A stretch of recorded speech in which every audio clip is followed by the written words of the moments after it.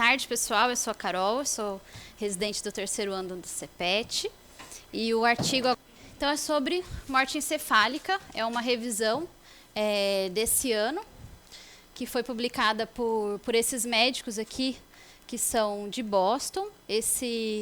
O menino aqui, o William, ele é residente de neurologia e está fazendo um fellow de neurocrítico. Então é bom a gente se inspirar, porque já tem um artigo desse.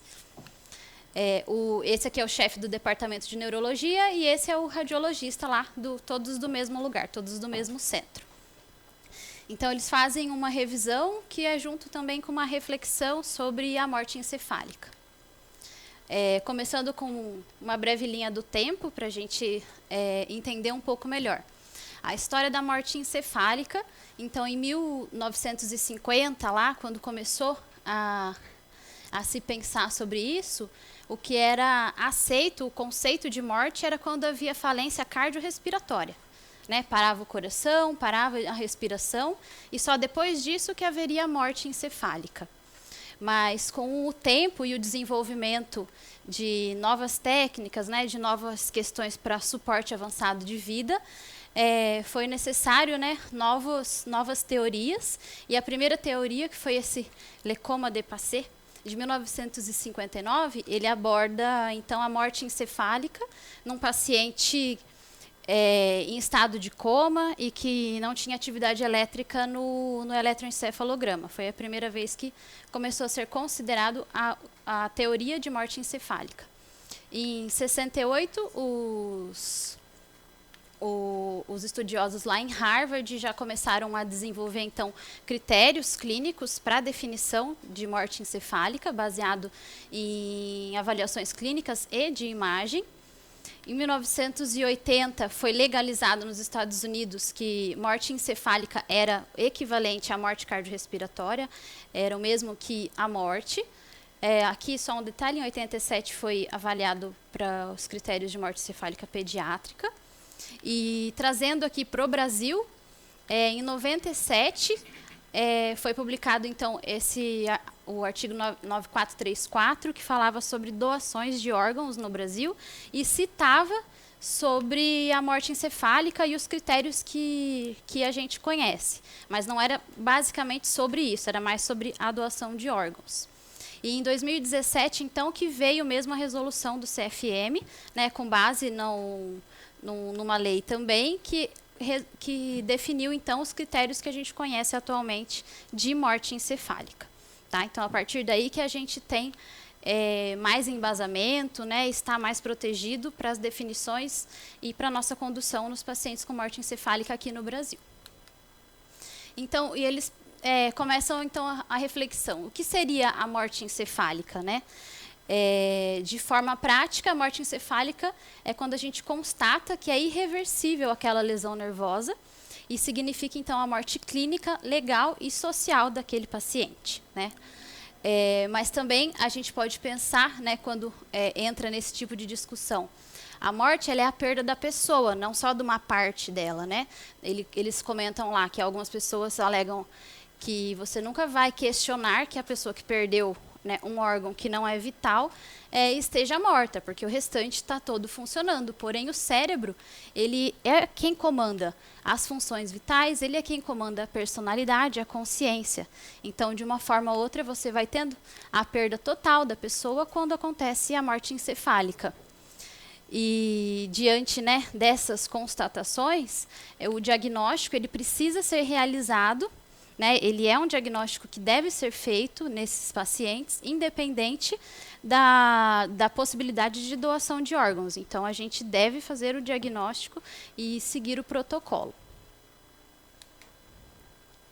As definições de morte encefálica, então, por critério neurológico, precisaram ser bem estabelecidas e existem duas vertentes, né? A principal, que é a mais utilizada e a mais aceita, é a morte do cérebro total, que é quando a gente tem uma lesão catastrófica, mas em qualquer região do cérebro, mas que seja suficiente para causar danos completos para o sistema nervoso desse paciente, e a gente consegue ter essa comprovação nos exames de imagem. não necessariamente precisa da comprovação da perda de função neuroendócrina, e ela é aceita lá nos Estados Unidos e pelas sociedades que estão tentando unificar melhor os critérios de morte encefálica no mundo todo. E tem esse outro critério que eles avaliaram ali em 14% só das opiniões que eles coletaram dos centros, e é a morte do tronco encefálico, do tronco cerebral ali. É bem específico, a destruição só do tronco cerebral seria equivalente à morte, porque ele é o centro ali da consciência, o centro respiratório. É aceito lá no Reino Unido e em alguns outros centros, assim, mas existem, né, controvérsias, porque se você tiver a morte ali só do tronco encefálico, ainda tem um pouco do córtex, diz que ainda pode ter um pouco de consciência, mas de uma forma ou de outra, os dois vão desencadear na morte encefálica, né? Só uma questão de tempo para acontecer a herniação e o dano ser no cérebro todo.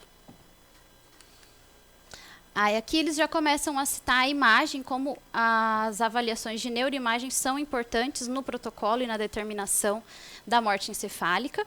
Esse é um exemplo dado no artigo, que é de um paciente que sofreu uma parada cardiorrespiratória e tem esse primeiro exame 2 horas depois de ter tido, né, essa anóxia ali, essa hipoxemia, e ele já tem bastante edema, perda da diferenciação da substância branca e cinzenta, tem poucos sulcos aqui que dá para a gente ver, mas de qualquer forma não tem desvio, não tem herniação inicialmente, então é um teste no começo da lesão.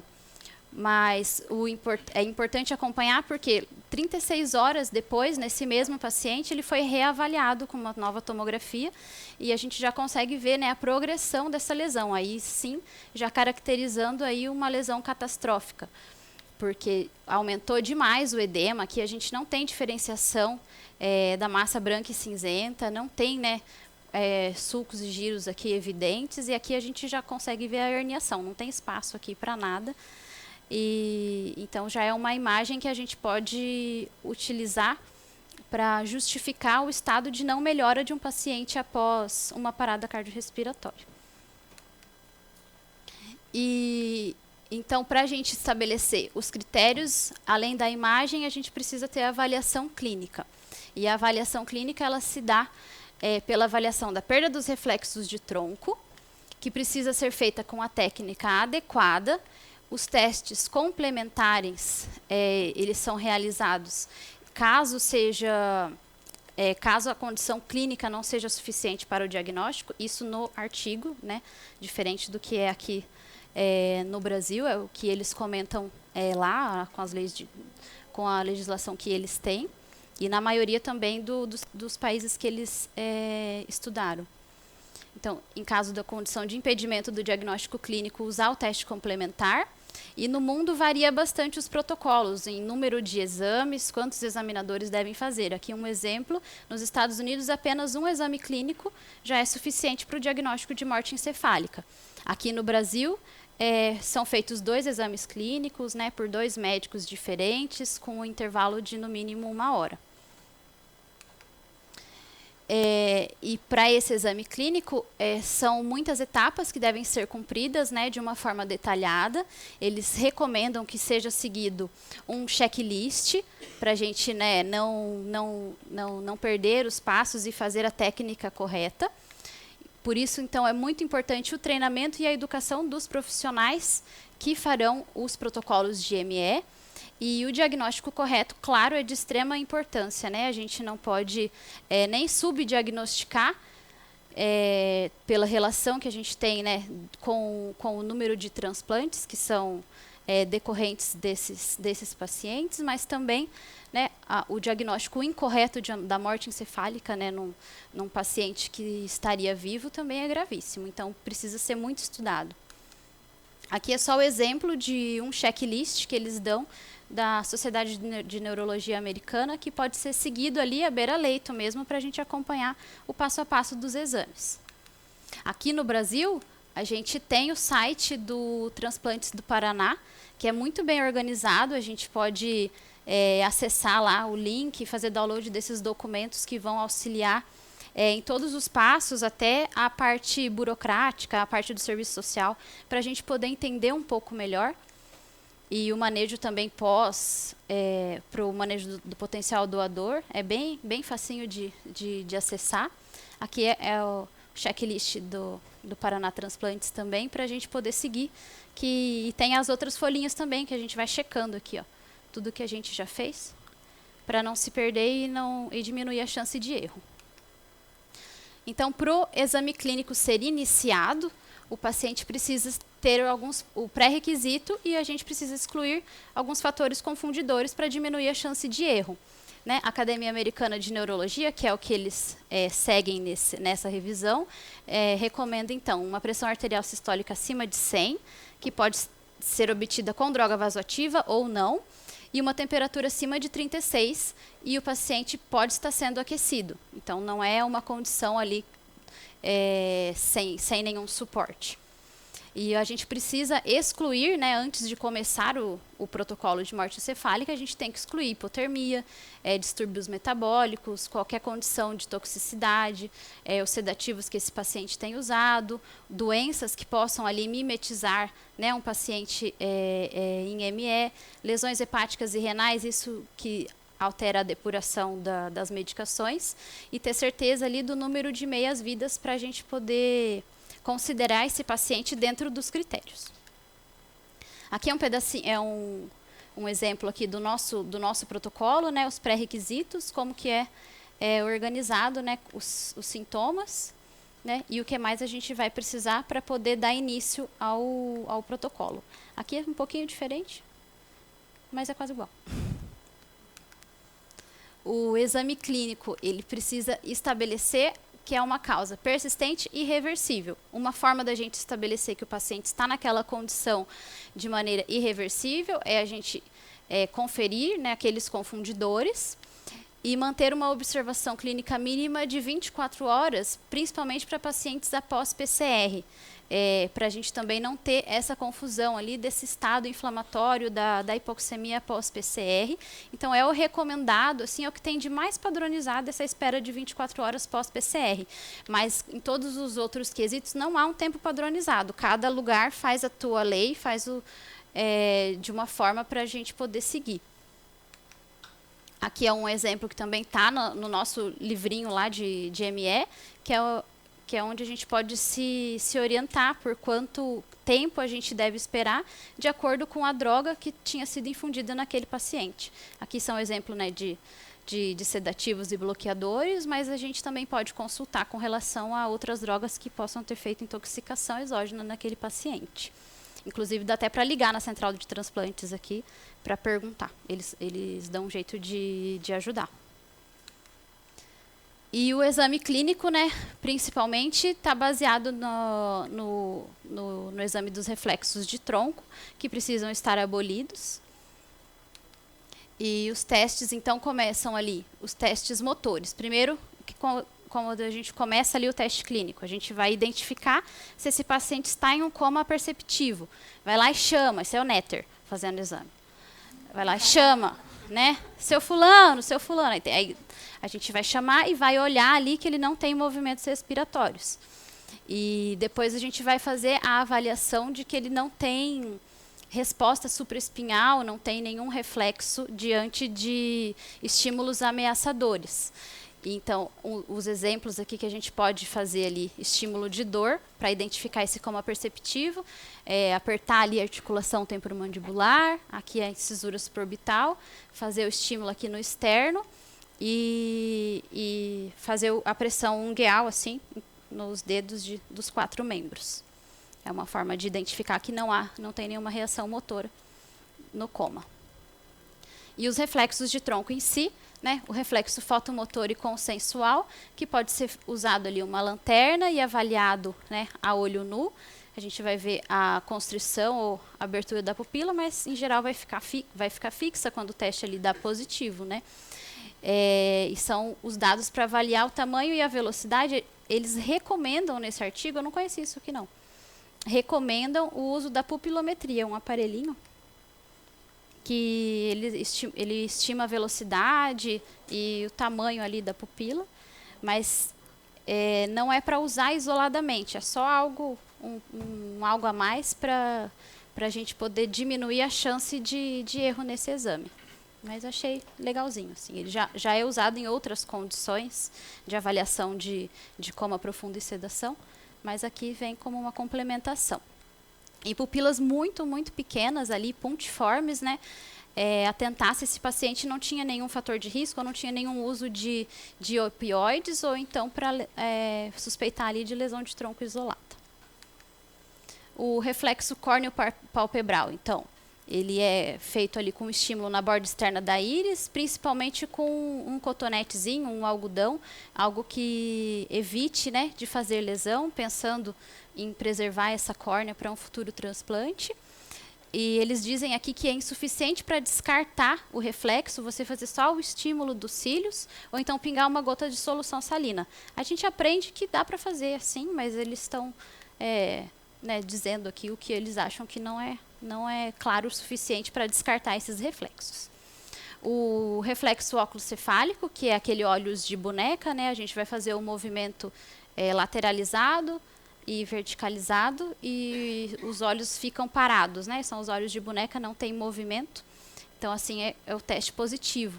Mas no artigo eles citam que esse é o único exame que pode ser omitido se é um paciente que tem lesão cervical ou suspeita de lesão cervical que a gente não consegue descartar, né? Pelo risco da gente fazer os movimentos e terminar de causar mal a esse paciente, né? Então, ele pode ser pulado esse exame para evitar essa lesão. O reflexo óculo-vestibular, então, é a infusão ali no canal auditivo de 50 ml, assim, aqui ele faz uma infusão contínua, mas 50 ml de soro gelado, que vai fazer uma alteração na endolinfa e causa um nistagmo no paciente quando ele tem o reflexo. Os pacientes que são positivos para ME não tem alteração nenhuma. Mas para você trocar de um lado para o outro lado, tem que esperar uns 5 minutos para poder normalizar a temperatura e daí o outro estímulo ser verdadeiro. Então, tem que fazer dos dois lados. Mas antes de fazer, tem que fazer uma avaliação da membrana timpânica. Se ele tiver perfuração de tímpano, não pode ser feito o exame. Mas se for de um lado só, você pode fazer uma avaliação unilateral. Mas se ele tiver perfurado dos dois lados, é um dos exemplos que a gente tem no nosso protocolo aqui. Se tiver perfuração dos dois lados, esse teste está invalidado e não pode continuar o protocolo. E o reflexo de tosse, que é avaliado, né, quando a gente coloca lá o traquicare mesmo, até lá para baixo assim, da carina do paciente, e faz um estímulo para avaliar se vai ter tosse. Esses são os primeiros testes clínicos e o teste é o que gera mais dúvida, em geral, à beira-leito, é o teste de apneia e que não pode ser designado para o fisioterapeuta, a gente tem que fazer todos os passos. A ideia do teste de apneia é aumentar o acúmulo ali de CO2 no sangue do paciente, deixando ali o líquor mais ácido e estimulando os centros respiratórios. Então, quanto mais ácido ficar, vai ter o estímulo da respiração. Então, esse é o objetivo do teste de apneia. Então, antes de iniciar, a gente tem que garantir um PCO2 dentro da normalidade, para não ter falseamento do resultado. E, em geral, a gente deixa para realizar ele depois dos testes de reflexo, que são mais simples, porque ele apresenta potencial de complicação. É importante a gente deixar ali um carrinho preparado, medicações preparadas, caso seja necessário a gente interromper e precisar estabilizar novamente esse paciente, porque o objetivo é manter, né, o funcionamento ali dos órgãos do paciente. Então, eles viram uma interrupção que foi necessária de 1,6% a 4,8% dos casos, né, de pacientes que instabilizaram durante o teste de apneia. Aqui é uma exemplificação de como é feito, né? Precisa ser oxigenado 100%, 10 minutos. Depois a gente coleta uma gasometria, que vai ver uma hiperóxia e um CO2 ali dentro da normalidade, por isso que tem que estar ajustado os parâmetros da ventilação. A gente desconecta o ventilador, coloca ali um catéter com fluxo de oxigênio 6 a 8 litros, vai entrar bastante O2, e aí eles falam para ter cuidado com o calibre ali. Se for uma sonda muito grossa, para colocar dentro do tubo, num tubo muito fininho, isso pode aumentar a pressão e fazer barotrauma. E aí é uma das causas de instabilidade dos pacientes nesse momento de introdução ali da sonda. Aí a gente desconecta o ventilador e vai observar se esse paciente vai apresentar os movimentos respiratórios e vai ficar monitorizando para ver se não tem nenhuma instabilidade. No final desses 10 minutos, coleta uma gasometria e volta o paciente para a ventilação. Essa gasometria final, ela tem que ter um CO2 acima de 55, porque é o CO2 sérico suficiente para estimular o centro respiratório. Ou então, em pacientes que têm já uma condição crônica de CO2 aumentado, uma elevação de 20 milímetros de mercúrio acima do basal dele de antes. Pode ser considerado positivo também. Aí aqui algumas considerações. Se nessa segunda coleta de gasometria o CO2 vir abaixo de 55, pode esperar mais um pouquinho para poder coletar a gasometria se o paciente estiver estável. Ou espera mais um pouco, ou então no próximo teste você fica aguardando ali 15 minutos para poder coletar. E se o teste de apneia não puder ser feito, porque ocorreu ali uma instabilidade, eles recomendam, então, que daí para poder fazer um exame complementar. Para nós aqui no Brasil é obrigatório conseguir fazer o teste de apneia e também o exame complementar de imagem. Então, e no Brasil, se, por exemplo, no meio do teste teve essa instabilidade, mas deu tempo antes de conectar o ventilador, coletar uma gaso, independente de ser com 1 minuto, 2 minutos depois da retirada, e essa gasometria vir com CO2 acima de 55, está validado também. E a prova de apneia ali pode ser feita sem necessariamente desconectar o paciente do ventilador. No caso do COVID, a gente poderia fazer assim também. E principalmente nos casos de pacientes potenciais doadores de pulmão, para a gente não deixar o paciente ali sem PIP, né? E isso favorece a conservação do órgão para doação. Então, é uma possibilidade. A gente zera a frequência lá, mas deixa uma PIP mínima. E os exames complementares recomendados, né? Nessa revisão, eles falam, né, que o diagnóstico pode ser feito só com o exame clínico. E se tiver alguma dúvida, algum problema nos exames clínicos, aí a gente pede os exames complementares. Em alguns países é obrigatório, como aqui no Brasil, tem que fazer os 2. Não tem nenhum teste que seja, né, ideal. E os recomendados, eles fazem a avaliação do fluxo sanguíneo cerebral, que é a forma mais confiável de saber ali que não tem chance daquele paciente ter algum erro, né, no diagnóstico. Os exames recomendados aqui, eles avaliam então o fluxo sanguíneo cerebral e a angiografia por subtração digital, vai fazer ingestão de contraste e não vai ser contrastado nada dentro do cérebro, as imagens. Mas ele tem o contra, que é o custo alto, e você tem que transferir o paciente para uma sala que consiga fazer essa angiografia. Outro exame também é esse exame que eu esqueço o nome, que é com tecnésio, é uma tomografia que você injeta no paciente o tecnésio, que é um radiofármaco lipofílico, ele vai passar ali a barreira hematoencefálica e vai ser metabolizado no cérebro. E aí ele consegue imagens bem bonitas, mas quando não tem mais metabolismo cerebral, não vai ter nada para ser visto. Então ele é bem claro assim de ser avaliado. E o outro recomendado também é o Doppler transcraniano, que também avalia o fluxo, a ausência do fluxo ali, mas ele tem uma dificuldade muito grande de ser feito, apesar de poder ser feito à beira-leito e a gente não precisar mobilizar o paciente. 10% dos pacientes têm janelas ali inadequadas, uma dificuldade clínica no exame bastante importante. Mas são os 3 principais exames recomendados. Aqui no Brasil tem, né, parecido aqui as recomendações, né, por exemplo, aqui a gente vê a ausência do fluxo, mas também o eletroencefalograma pode ser realizado.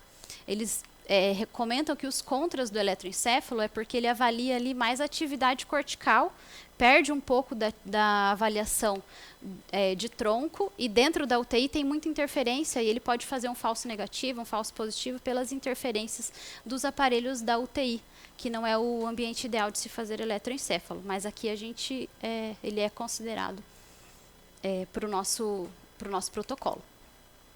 Algumas considerações especiais, eu achei essa parte a mais legal, porque a gente consegue ver alguma coisa diferente do que a gente já conhece, né? Os pacientes em ECMO, eles fazem ali, eles contornam, né, o circuito, então, independente deles estarem entrando ali numa falência cardiorrespiratória, o aparelho ali está fazendo a função por ele.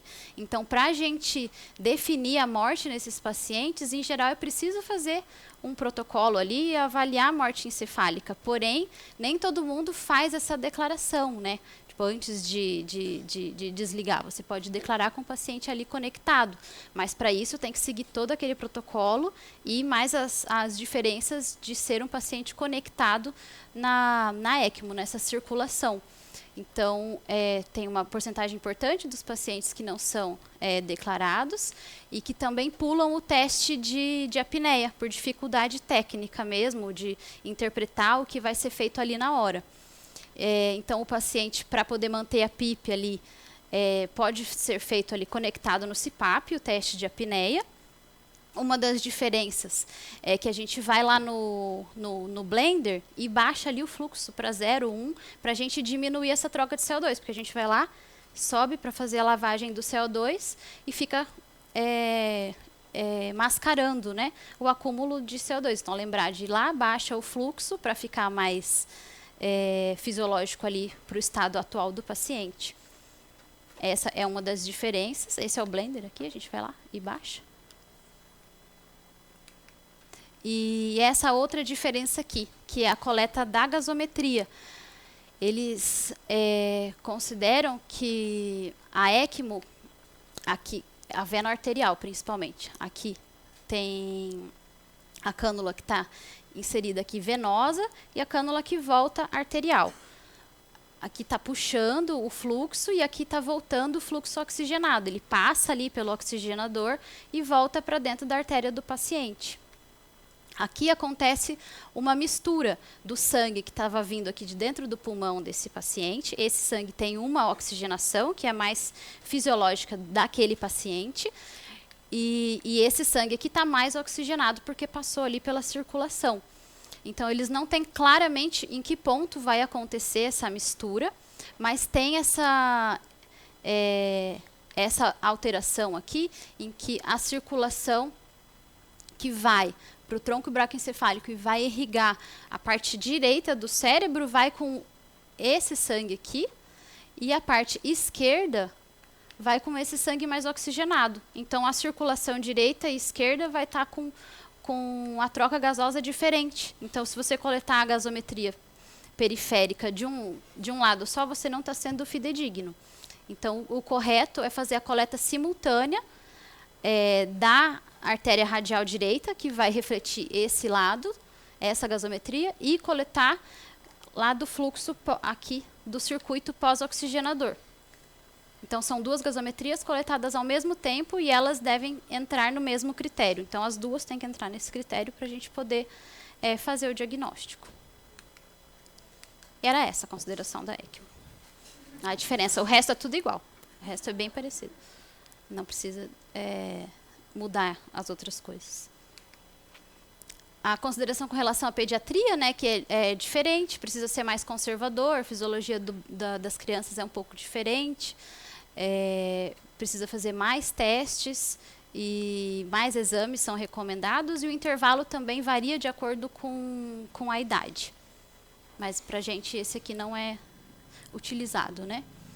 Uma consideração que eles fazem com relação à hipotermia terapêutica também, que a gente já sabe que não tem benefício, não é utilizada, não é recomendada, mas em alguns casos, os pacientes que estão sendo submetidos a esse tipo de tratamento, a gente tem que saber que essa hipotermia ela induz ali a redução dos reflexos de tronco, diminui a depuração dos medicamentos e também diminui o estímulo do eletroencéfalo. Então, para isso, a gente tem que ter uma observação mínima de 24 horas, então é maior, porque a gente pode observar por pelo menos por 6 horas, então eu tenho que esperar um pouquinho mais, se ele tiver sido submetido à hipotermia, aguardar pelo menos 5 meias-vidas das medicações e considerar fazer exames complementares para diminuir a chance de erro. E quais as controvérsias, né, que eles citam com os critérios de morte encefálica? No mundo, não é todo lugar que está organizado o critério igual aqui. Existe uma variabilidade muito grande desses critérios. Então, isso diminui a confiança da população e dos médicos que vão aplicar esse protocolo. Porque em cada lugar que você vai tem uma diferença, então como que você vai confiar 100% que aquilo é determinado como morte encefálica, sendo que tem essas nuances, né, em algo que é tão grave, né, e tão importante de ser determinado. Então, dos países que eles avaliaram, 42% só que possuíam protocolos. Então, a padronização dos critérios no mundo todo precisa ser feita, né? Eles apoiam essa ideia, né, para a gente melhorar a aceitação e aumentar o número de diagnósticos. As técnicas de aplicação muitas vezes são inadequadas, a gente não é treinado o suficiente para poder avaliar esses reflexos e esses outros exames, e a educação dos profissionais é muito, muito importante, porque nem todo mundo tem a doutora Luana, e que a gente tem, que tem os cursos dela. Esse daqui está disponível lá no site também, e tem a aula, tem o curso, tem tudo, bem maravilhosa, e com a didática dela também, né?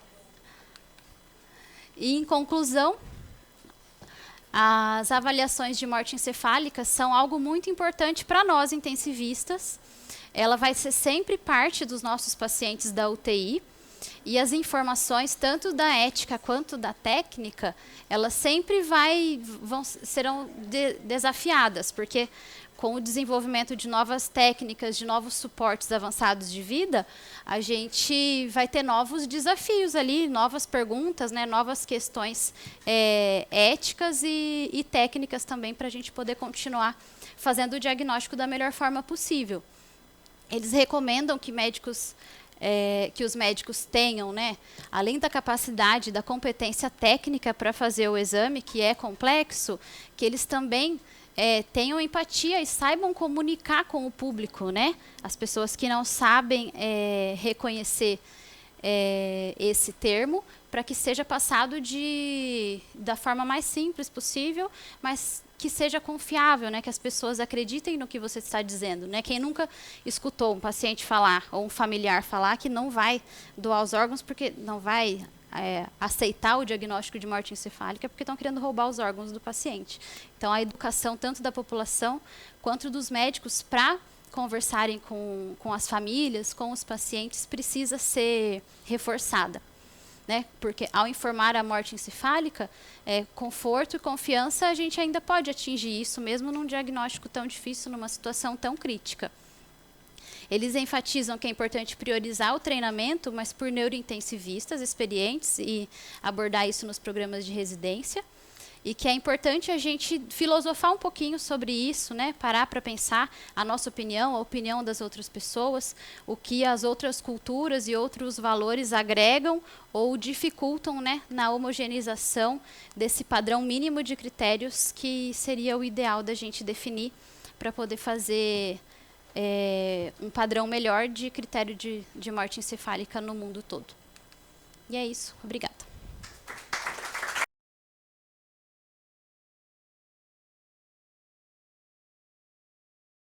Bom, a tua aula foi super boa, assim, abordou o tema de uma forma bem abrangente, explicou bem como são os testes, até algumas considerações de casos especiais, principalmente agora que a gente teve um aumento repentino, né, de pacientes em ECMO, então bastante pertinente os temas abordados pelo artigo. Para acrescentar em relação aos testes, eu não tenho muito o que acrescentar mais, acho que ele abordou bem os aspectos todos, acho que a gente poderia comentar um pouquinho sobre o suporte que a gente dá para esse paciente dentro da UTI, né? Então, a partir do momento que a gente tem um paciente que é suspeita de morte encefálica, a gente já trata ele, então, como um paciente potencial doador, né? E ao longo do tempo, enquanto fazemos os testes, a gente precisa manter esse paciente com uma boa hemodinâmica e pensando em toda essa manutenção para uma possível doação de órgãos que possa vir a acontecer aí nos próximos dias ou horas, tá?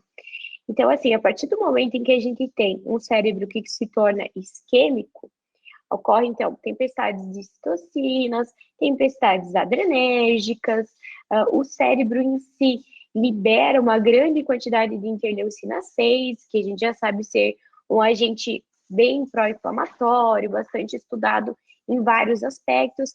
Então, a interleucina 6 é uma das grandes responsáveis por toda a alteração que ocorre no organismo dos pacientes logo após um processo de morte encefálica, tá? E além disso, nós temos alterações endócrinas, né? Até pouco tempo atrás, a gente fazia reposição hormonal nesse paciente, e nós fazíamos reposição com levotiroxina em doses altas e corticoide. Aí depois ficou, só fazemos corticoide para o paciente que vai doar pulmão. Hoje em dia a gente acaba não repondo hormônio. Por quê? Porque geralmente esses pacientes eles vão para doação de uma forma muito rápida, né? A gente não custa dias para fechar um protocolo. Geralmente a gente fecha um protocolo em menos de 24 horas. Então a gente não tem essa necessidade de repor hormônios como se tinha antigamente, como se imaginava antigamente. E por que tudo isso acontece, né? Então, além de você ter uma isquemia total do cérebro do paciente, há também perda do sistema neuroendócrino, mas não de uma forma total, tá? Então, se vocês forem estudar um pouco sobre a autópsia desses pacientes, vê-se que foi visto antigamente que uma parte da hipófise é preservada. Então, quando você pensa em hipertensão intracraniana suficiente para causar morte encefálica, você sabe e imagina que todo o cérebro do paciente está isquemiado e ele perdeu a sua perfusão de forma global. Mas existe uma pequena parte, que é uma parte da hipófise, que ela continua a ser perfundida. Isso porque a artéria hipofisária inferior é ramo da carótida externa, extradural, na verdade. Então, ela não é submetida a todos aqueles picos pressóricos e a gente, então, não tem a perda total da hipófise. Mas, mesmo não sendo total, a gente acaba tendo interferência nos ciclos de CRH, ACTH, cortisol, então a gente tem a desregulação e a perda do cortisol. Era por isso que antes a gente fazia doses elevadas de metilprednisolona para reposição. E a gente tem também a perda do sistema TRH, TSH, T3 e T4. Mas exatamente T3 e T4 a gente não faz mais, por quê? O paciente que evolui com ME, ele faz o que a gente chama de uma síndrome eutireoide. Então, todo esse sistema inflamatório, essa liberação exacerbada de interleucina 6 e de outras citocinas, faz com que os mecanismos de reversão, de conversão, na verdade, em T3, que é o agente efetivo, eles são desviados para uma terceira via. Então, quando a gente produz principalmente T4, esse T4 ele é convertido em T3. Alguns locais têm uma via um pouco mais específica para essa conversão de T4 em T3, como o sistema nervoso central, que é um sistema que não poderia ficar sem hormônio, mas no processo de morte encefálica a gente tem esse desvio para uma terceira via, que é a via que inibe esse T3. Então não adianta a gente fazer levotiroxina no paciente, porque levotiroxina é T4. E a gente tem uma inativação disso. Então, a via que pega o T4 ou o T3 e transforma em um agente inativo. Então, repor levotiroxina acaba sendo irrelevante. Mas existe relato de que se você, por acaso, for demorar muito ainda para fechar esse protocolo e poder fazer a doação de órgãos, talvez você deva repensar e talvez repor, mas saibam que efetivamente a via ativa é a via inibitória, que vai inibir esse hormônio, então ele não vai ser utilizado. tá? E em relação à vasopressina também, que é o que a gente acaba fazendo, né?